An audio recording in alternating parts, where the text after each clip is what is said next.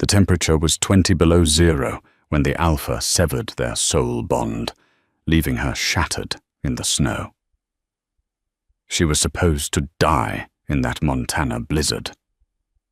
Instead, she dragged her frozen body to the one place her pack feared most, and found the monster they had been hiding.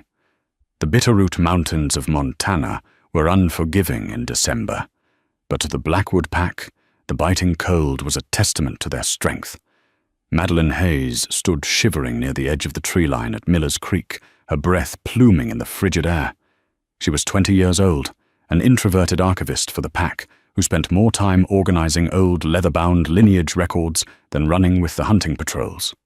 She wore a faded Carhartt jacket that had belonged to her late father, her hands stuffed deep into the fleece-lined pockets. Tonight was the winter solstice run, a sacred tradition where wolves came of age, and mates were often found under the pale luminescence of the full moon. The pack's elite were gathered around a massive, roaring bonfire. At the center of them all stood Dominic Blackwood. Dominic was the newly ascended Alpha, 22 years old, built like a heavyweight fighter, and notoriously ruthless. He had inherited the title 3 months prior after a sudden, mysterious hunting accident claimed his father's life. Since then, Dominic had run the Blackwood territory like a militarized zone. Madeline had always avoided Dominic, but tonight, as the solstice moon reached its zenith, an ancient, undeniable magic surged through her veins. A heavy, intoxicating scent of pine needles and sharp ozone cut through the wood smoke of the bonfire. It pulled her forward. Her wolf, usually quiet and timid, howled frantically in her mind. "Mate!" The realization hit Madeline like a physical blow. She stumbled forward, the snow crunching loudly beneath her boots. The crowd of wolves naturally parted, sensing the shift in the atmospheric magic. Dominic turned, his sharp, slate-grey eyes locked onto Madeline. For a split second, she saw his pupils dilate, the instinctual biological recognition of the bond. Then his expression twisted into a mask of pure disgust. "Dominic," Madeline whispered, her voice barely carrying over the crackling flames. It's you." Silence fell over the clearing. Mayor Thompson, who acted as the pack's public liaison to the human world, exchanged a nervous glance with Beta Wyatt. Standing right beside Dominic was Genevieve Croft, a striking, high-ranking warrior wolf whose family owned half the real estate in the valley. Genevieve let out a low, mocking laugh. "A runt," Dominic sneered, his voice projecting so every member of the pack could hear. He didn't lower his voice to spare her feelings.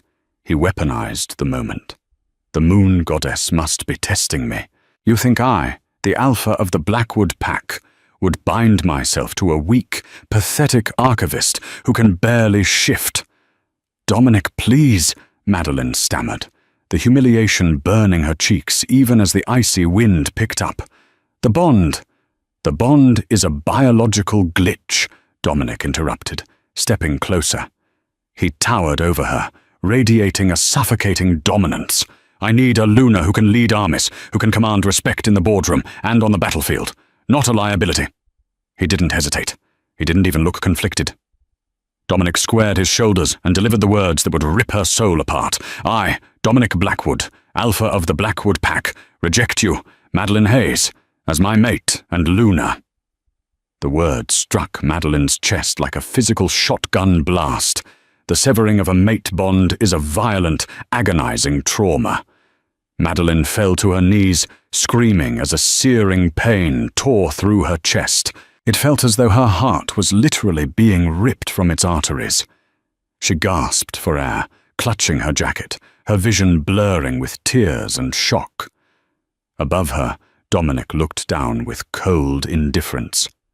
"Leave the clearing, Madeline. You're ruining the solstice." He turned his back, wrapping an arm around Genevieve's waist. Nobody stepped forward to help her. Not her neighbors, not the people she had known since childhood. In the Blackwood pack, the Alpha's word was absolute law, and his disdain was a death sentence to her social standing. Shaking violently from the trauma and the dropping temperature, Madeline forced herself to her feet. The bonfire seemed to offer no heat. She turned and began to walk back towards the pack settlement, a 3-mile trek through the dense, unforgiving woods. But she never made it to the settlement. Within 20 minutes, the infamous Montana weather shifted. What was supposed to be a clear solstice night rapidly devolved into a catastrophic whiteout blizzard. The wind shrieked through the pines like a dying animal, dropping the temperature to a lethal 20 below zero. The snow came down in thick, blinding sheets, erasing her footprints and obscuring the trail. Madeline's rejection-weakened body was shutting down. The trauma of the severed bond meant her wolf was entirely unresponsive, stripping her of the supernatural healing and heat regulation that usually protected their kind. She was, in this moment, entirely human. She stumbled blindly, her boots feeling like lead weights. Her phone was dead, frozen in her pocket. The landscape became an unrecognizable blur of white and grey. Every breath burned her lungs like inhaling shattered glass. Hypothermia began to set in. The agonizing pain in her chest from the rejection slowly faded into a dangerous, creeping numbness. Hours passed. Or maybe it was minutes. Time distorted. Madeline collapsed against the trunk of a massive oak, her eyelashes frozen shut. She knew she was dying. Dominic had known the storm was coming. He had sent her out here to die, quietly erasing his glitch without having to get blood on his own hands.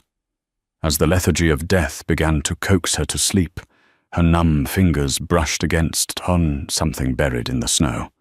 It was a rusted, jagged line of barbed wire. The boundary.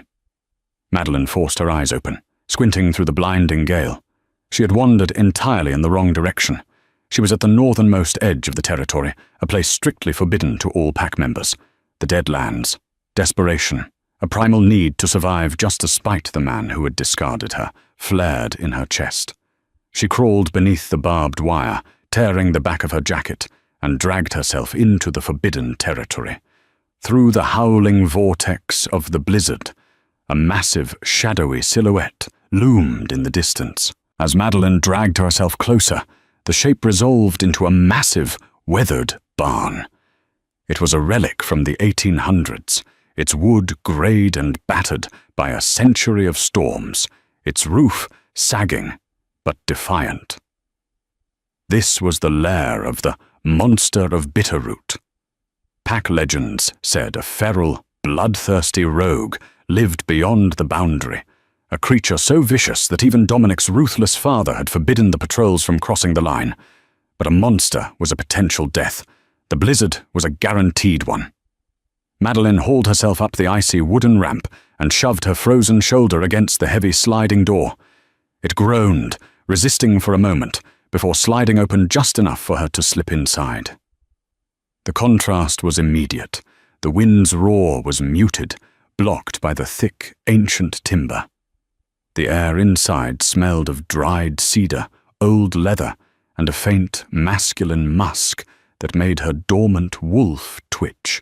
There was a dim, flickering light coming from a cast-iron wood stove in the corner of the cavernous space. Madeline took 2 steps toward the warmth before her legs finally gave out. She collapsed onto the straw-covered floor, the darkness completely claiming her. When Madeline finally opened her eyes, she was no longer on the freezing floor. She was lying on a plush, oversized leather sofa, wrapped tightly in a heavy, military-grade wool blanket. The agonizing sting of returning circulation prickled at her fingers and toes. The barn was remarkably warm. Looking around, she realized this wasn't a derelict structure. It was a meticulously converted home.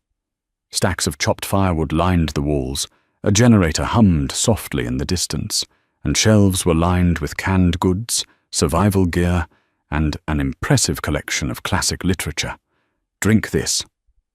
The voice was a deep, gravelly baritone that seemed to vibrate in the floorboards. Madeline gasped, clutching the blanket to her chest, and turned her head. Standing near the wood stove was a man. He was towering, easily 6'4", with shoulders broad enough to block out the light. He wore a simple grey Henley and worn denim jeans. His dark hair was somewhat unkempt, falling over eyes that were a piercing, vibrant amber, the mark of an alpha. But what caught her breath was the jagged, silver scar that ran from his left temple down across his cheek, a brutal reminder of a violent past. "Who are you?" Madeline managed to croak, her throat raw. "The man who just pulled a frozen corpse out of his doorway," he replied smoothly, stepping forward and handing her a steaming tin mug of black tea. "My name is Kalen Ridge." Madeline's eyes widened, the mug shaking in her trembling hands. You're the rogue. The monster." Kalen let out a dark, humorless chuckle. He pulled up a wooden chair and sat backward on it, resting his heavy arms over the top. "Monster is a bit dramatic. I prefer forcibly retired. What I want to know is why a Blackwood wolf is wandering my property in the middle of a killer storm, smelling like a severed mate bond." Madeline flinched, the emotional agony rushing back to the surface. She looked down into the dark liquid of her tea. "My alpha. Dominic. He rejected me tonight at the solstice." Kalen's amber eyes narrowed, a dangerous glint flashing in them. The temperature in the room seemed to spike, thick with sudden oppressive alpha aura. "Dominic Blackwood rejected you." "Yes," Madeline whispered, tears finally spilling over her cheeks. "He said I was a runt, a liability." Kalen watched her in silence for a long moment. Then, an incredible twist of fate, an impossible anomaly in werewolf biology, began to unfold. As Madeline sat there, weeping over her broken bond, a new scent hit her. It wasn't the fleeting, chaotic pine of Dominic. This scent was deep, grounding, smelling of petrichor, cedarwood, and untamed earth.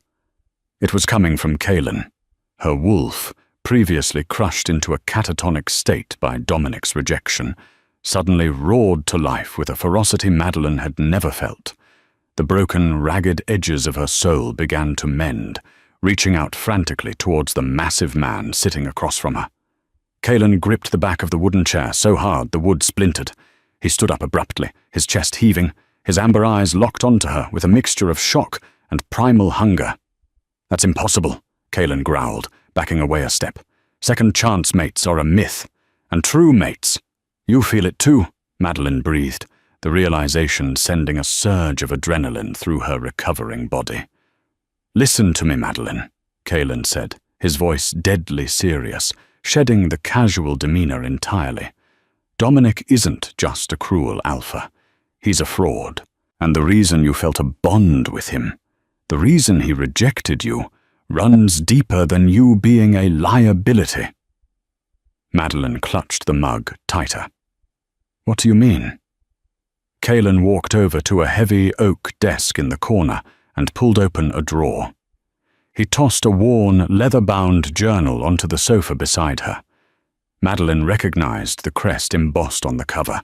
It was the official insignia of the Blackwood Alphas, the very records she managed in the archives, but this one was far older than any she had seen. 30 years ago, Kalen said, staring into the flames of the stove. "Dominic's father, Alaric, wasn't the Alpha. My father was. Alaric staged a coup, murdered my family, and left me for dead with this scar to remember him by. He branded me a rogue and banished me to the Deadlands." Madeline's mind spun. The history she had dedicated her life to preserving, the archives she maintained, were a complete fabrication. Alaric used a dark blood hex to secure the Alpha lineage for his son, Kalen continued, turning back to her. That hex forces weak, artificial bonds between the Blackwood heir and the strongest females in the pack to ensure their dominance. Dominic felt the hex pulling him to you because of your latent power, power you don't even know you possess. But Dominic's ego couldn't accept a seemingly weak archivist, so he rejected you. Kalen stepped closer, dropping to one knee beside the sofa, so he was eye level with her. The proximity sent a wild electric shock through Madeline's skin. "His rejection broke the hex's hold on you," Kalen whispered, his amber eyes burning into hers. "It cleared the static, which is why you can finally feel the truth." Madeline stared at the rugged, scarred face of the true alpha of the Blackwood pack. The man the pack called a monster was her destiny. "We have to go back," Madeline said, a newfound, uncharacteristic fire igniting in her chest. "We have to show them the truth." "Not yet," Kalen replied, a feral, predatory smile touching the corner of his lips. "If we go back now, they'll slaughter us. You need to heal, and I need to teach you how to unlock the wolf Dominic was so terrified of." Outside, the blizzard raged on, burying the secrets of the Blackwood pack in feet of ice and snow. But inside the forbidden barn, a revolution was just beginning. Winter held the Bitterroot National Forest in a suffocating grip for 6 more weeks. But inside the fortified walls of Kalen's barn, a metamorphosis was taking place. The structure, which Kalen had outfitted with solar panels and a heavy-duty diesel generator from a supplier in Missoula, became Madeline's sanctuary and her training ground. The first week was agonizing. The residual poison of Dominic's rejection lingered in Madeline's nervous system, causing violent night terrors and phantom pains. Kalen rarely left her side. He would sit by the oversized leather sofa, wearing a faded Filson flannel, reading aloud from dog-eared historical texts to ground her. His deep, resonant voice became the tether that kept her from slipping into the dark abyss of a broken psyche. The true mate bond, unlike the artificial hex Dominic had relied upon, didn't force itself on her. It waited patiently, offering a steady, radiating warmth that slowly knitted her fractured soul back together. It was during the 3rd week that the real work began. Kalen had cleared the center of the barn floor, moving the heavy antique rugs to expose the scarred oak planks beneath. "Dominic called you a runt because your wolf wouldn't surface," Kalen said one evening, pacing around her as she stood in the center of the room. The air was thick with the scent of burning cedar and his grounding petrichor aroma. "But the archives you maintained for the Blackwood pack were sanitized. I recovered the original texts from a private collector linked to the Montana Historical Society in Helena. Your bloodline, Madeline, doesn't trace back to common foot soldiers." Madeline wrapped her arms around herself, feeling a strange thrumming beneath her skin. "Then what am I?" "You are a descendant of the Etiri," Kalen revealed, his amber eyes glowing in the dim light. "The original spirit walkers of this valley. Your wolf didn't refuse to shift because she was weak. She refused to shift because the environment was corrupted by Alaric's blood hex. She was protecting you from being bound to a fraud." He stopped in front of her, his massive hands gently gripping her shoulders. The electric jolt of his touch sent a gasp past her lips. "The hex is broken now, Madeline. It's time to meet her." Kalen released a fraction of his alpha aura, not a dominating, crushing weight like Dominic's, but a pure, ancient call to the wild.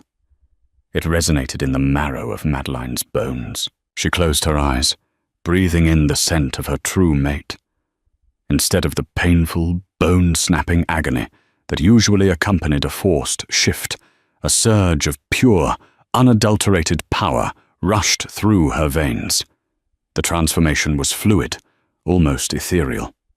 Where a timid, undersized wolf was expected, a massive, towering creature took form. Madeline opened her eyes, her vision sharp and hyperfocused. She looked down at her paws. They were pure, iridescent silver, gleaming like moonlight trapped in spun glass. She was nearly as tall as Kalen in his human form.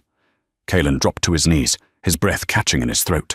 He reached out, burying his calloused hands in her thick, silver fur.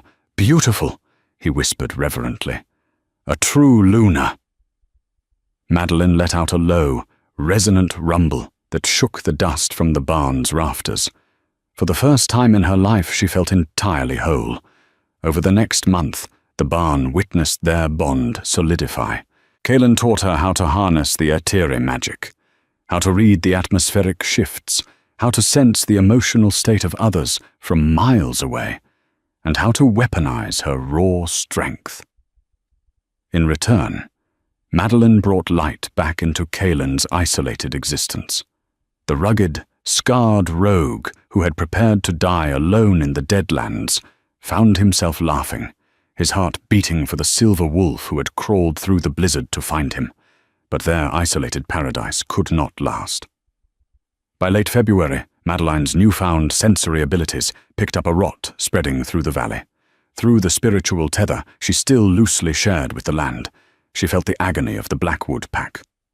Dominic's tyrannical rule, fueled by his paranoia and the dark magic of his father's hex, was driving the pack to starvation and ruin.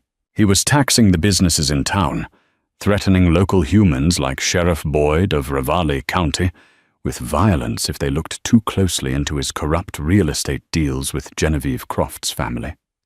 "They are dying, Kaelin," Madeline said softly one morning, standing by the frosted window, looking toward the distant peaks of Miller's Creek. "Dominic is draining the life out of the territory." Kaelin stepped up behind her, wrapping his arms around her waist, his chin resting on top of her head. "Then it's time we take our home back." The spring equinox gathering was held at the pack's ancestral grounds near the icy shores of Lake Como.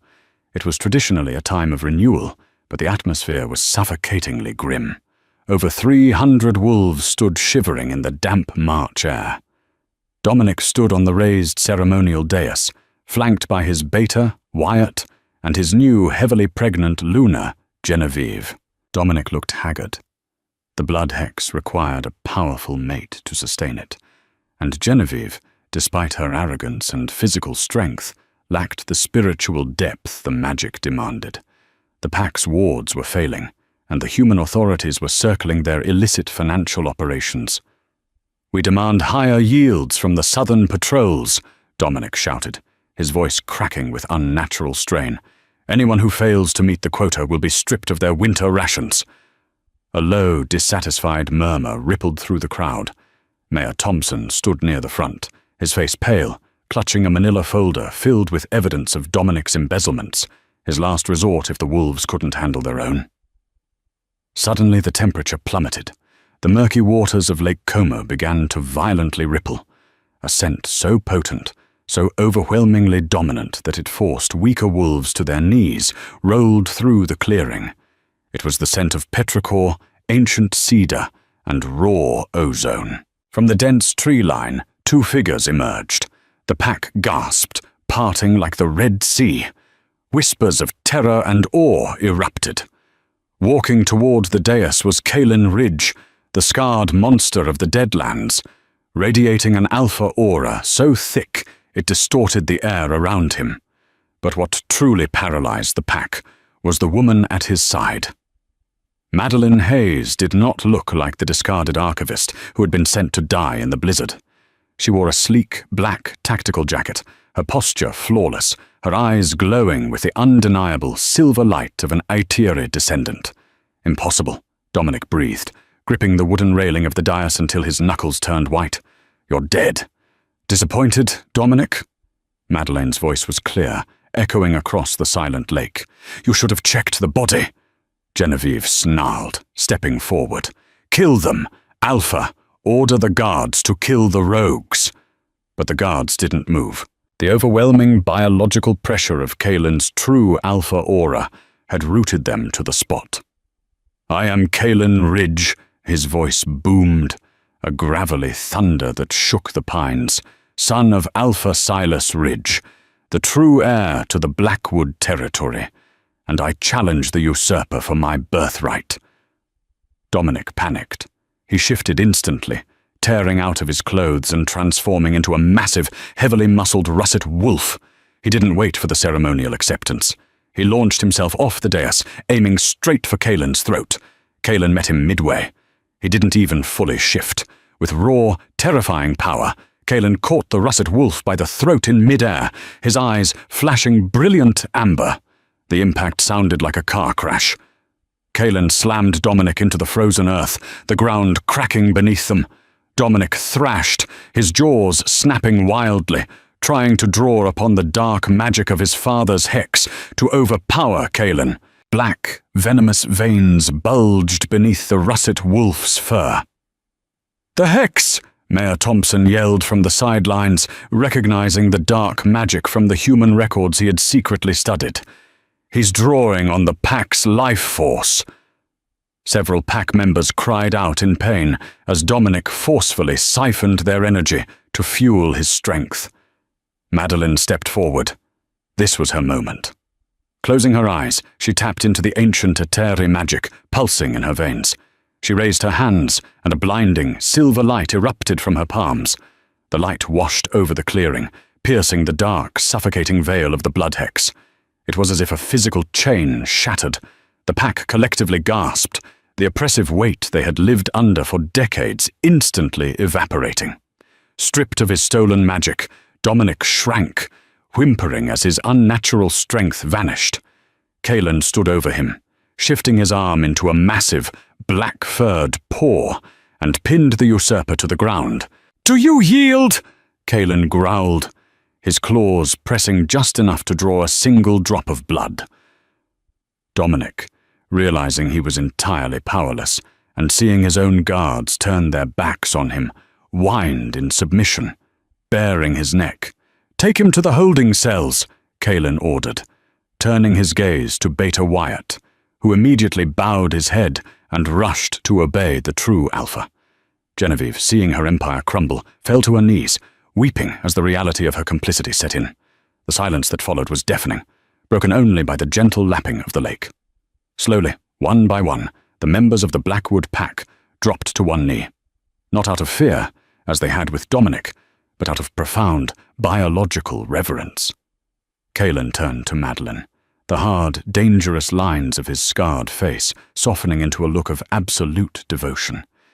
He reached out, taking her hand, and pulled her up onto the dais beside him. As the sun broke through the heavy, grey clouds, reflecting off the icy surface of Lake Como, the true Alpha and his Etere Luna finally claimed their home. Did Madeline and Kaelin's epic triumph over the blood hex leave you breathless? The world of werewolf drama is full of hidden powers, treacherous alphas, and fated mates that defy all odds. If you loved this intense tale of survival and true love, hit that like button, share this story with your pack, and subscribe to our channel for more thrilling, pulse-pounding romance audio dramas.